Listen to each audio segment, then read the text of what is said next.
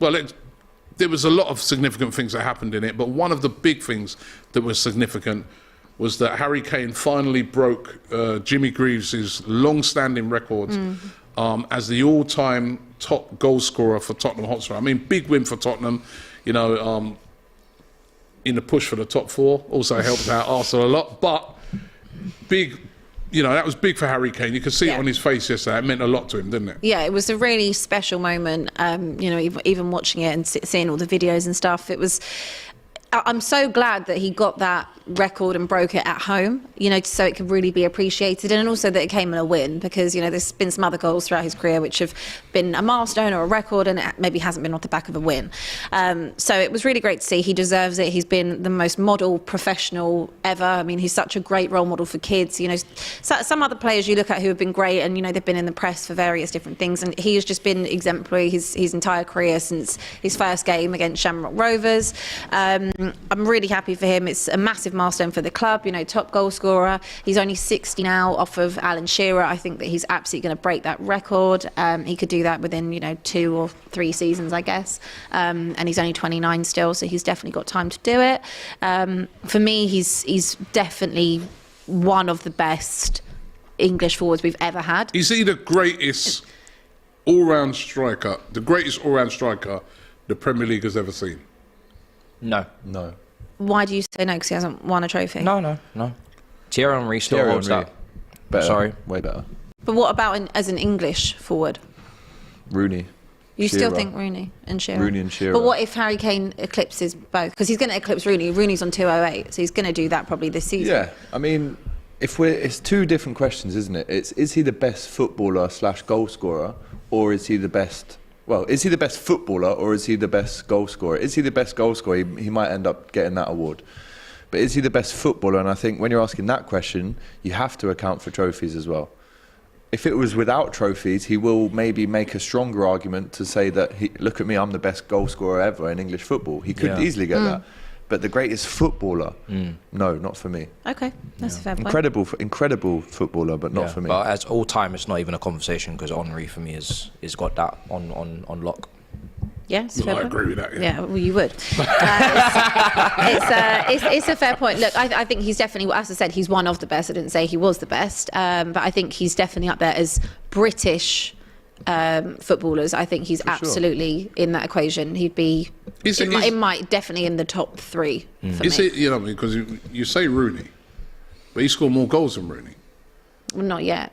Not yet. Oh, he's no, only 8 off. Yeah, he's going to score more goals than Rooney. And he's just about and he scored more goals for Rooney in England as well. Yeah. He's going to beat that record. And he kind of does a similar job to Rooney, isn't it? With dropping deep and creating opportunities as well. So he does so much, and I think that maybe because he does play for Tottenham, that he doesn't get, you know, the accolades that he deserves from other teams.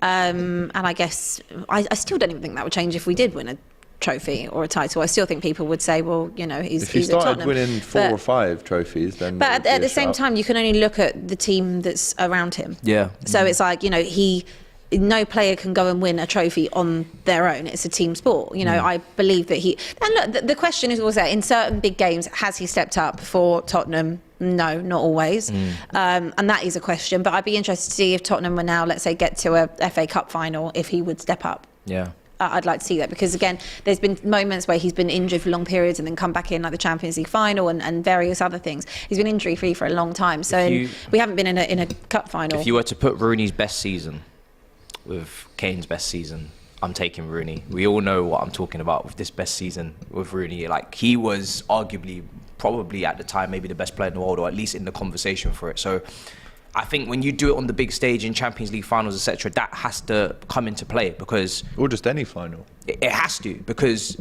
you know, we've seen great players, we've seen great footballers, but to do it at a certain level against certain opposition, under certain pressure, that will never be understated. Everybody, you know, a lot of people can do it, but doing it under certain circumstances is where the differences come, because they're both great players. Yeah. So if we're going to distinguish a difference, that's where we have to draw the lines. Yeah. That's where we have to. I agree with you. I do agree with you. I'd like to see if Tottenham were in that situation again, if he would step up and he'd be the difference. I would like to see that. Yeah. But, so do you fear as well? Do you think to yourself, this could be, as great as this achievement is, it could be the sort of thing that then starts making him think, I'm going to leave in the summer as well, because, you know, yes, he's going to have these accolades, but he's going to be thinking, well, I've got these now. Well, I want more.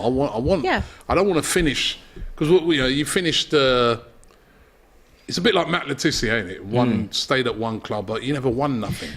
And at the end of the day, when your career's over, you want to be able to say, yeah, you know, won this, won that. I get that, and I think Tottenham the team that's going to make him win something. No, it's not, and I think that he absolutely deserves to go somewhere and win trophies. And I said that 2 years ago when Manchester City came sniffing around. Obviously, that's not going to probably happen now anyway with Manchester City. But you know, United for me are the one that I think he would go to if he was going to, and he's going to continue to stay in the Premier League because he's going to want that record. So that's a no-brainer.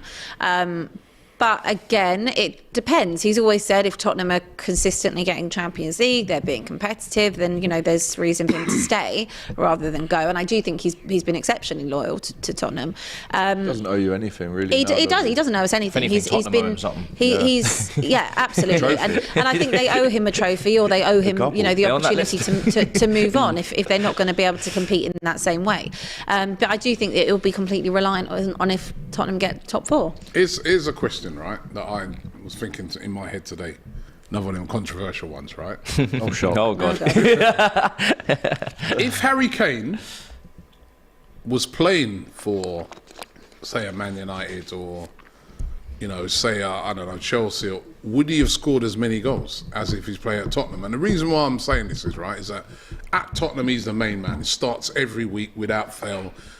You know what I mean? Any player that's brought in, forget it. You know what your role is. Yeah. You're basically waiting around you're not going to get a game unless he gets injured. You can see even now with Richarlison.